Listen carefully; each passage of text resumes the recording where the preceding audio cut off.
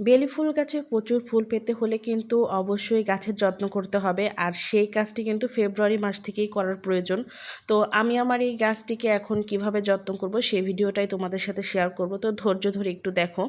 তো আমার এই গাছটিকে কিন্তু আজকে কাটিং করব, কেননা এটি এতদিন একদমই এক জায়গায় এক কোণে পড়েছিল। শীতের সময় কিন্তু বেলি ফুল গাছে একদমই বেলি ফুল আসে না, তো গরমেই কিন্তু মূলত এই ফুলগুলো আসে।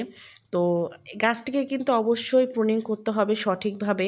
গাছটিকে যদি ভালোভাবে কাটিং না করা যায় তাহলে কিন্তু নতুন পাতা আসবে না, নতুন ডাল ছাড়বে না, আর এতে করে কিন্তু অনেক পরিমাণ ফুলও পাওয়া যাবে না।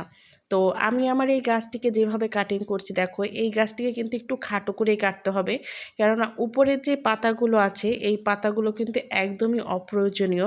তো এই ডালগুলো কিন্তু আমাদের একেবারেই লাগবে না, মোটামুটি নিচের একদম শেষ ডালের একটু উপর থেকে কেটে দিতে হবে। আর এটা কেটে দিলেই কিন্তু ওই গোড়া থেকে আবার নতুন করে নতুন নতুন ডাল আসবে, শাখা প্রশাখা গজাবে, আর গাছটা কিন্তু অনেক বেশি ঝোপালো হবে, আর ঝোপালো হলেই কিন্তু অনেক পরিমাণ ফুল পাওয়া যাবে। তো এই ব্যাপারে কিন্তু মায়া করলে একেবারেই চলবে না। তো ফেব্রুয়ারির লাস্টের দিকে গাছটিকে কিন্তু ভালো করে ছাঁটাই করে তারপরে কিন্তু সার পানি যা যা প্রয়োজন তাই তাই দিতে হবে। তো যে যেভাবে সার ইউজ করে, কেউ জৈব সার, কেউ আবার রাসায়নিক সারও ইউজ করে, তবে আমি সবসময় বলবো যে ঘরে তৈরি যে জৈব সারটি সেটাই ব্যবহার করার জন্য।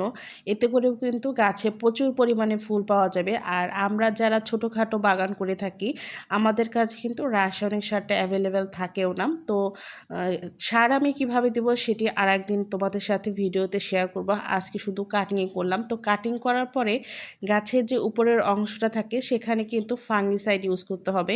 তো ফাঙ্গিসাইড যারা ছোটোখাটো বাগানি, যারা ঘরোয়াভাবে দুই একটা গাছ লাগায় তাদের কাছে কিন্তু ফাঙ্গিসাইডটা ওভাবে থাকে না। তো এখানে হলুদ ব্যবহার করলেই কিন্তু চলবে। হলুদ অথবা অ্যালোভেরা যে জেলটা থাকে, একটা গাছের ডাল কেটে কিন্তু মাথায় একটু অ্যালোভেরা লাগিয়ে দিলেই হবে। তো আমি এখানে মাটিটা একটু খুঁচিয়ে দেখলাম, অনেক দিন যেহেতু গাছটি ফেলানো ছিল তাই গাছের যে মাটিটা এটা একদমই মানে দেবে গিয়েছে। তো এই মাটিটা খুঁড়ে তারপরে সুন্দরভাবে কিন্তু সার প্রয়োগ করতে হবে। তো আজকে আমি শুধুমাত্র কাটিং করে গাছের যে পাতা আছে সেই পাতাগুলোকে ধুয়ে দিব, কেননা পাতাতে এত বেশি ধুলা পড়ে গিয়েছে। যদি ঠিকমতো এই গাছের ধুলাগুলো পরিষ্কার না করা হয় তাহলে কিন্তু সুন্দরভাবে গাছের ডালগুলো কিন্তু সুন্দরভাবে গজাবে না। তো আজকের ভিডিওটি এই পর্যন্তই। যদি ভিডিওটি ভালো লাগে অবশ্যই একটি কমেন্ট করে যাবে। তো আজকের মতো এই পর্যন্তই। টাটা, আল্লাহ হাফিজ।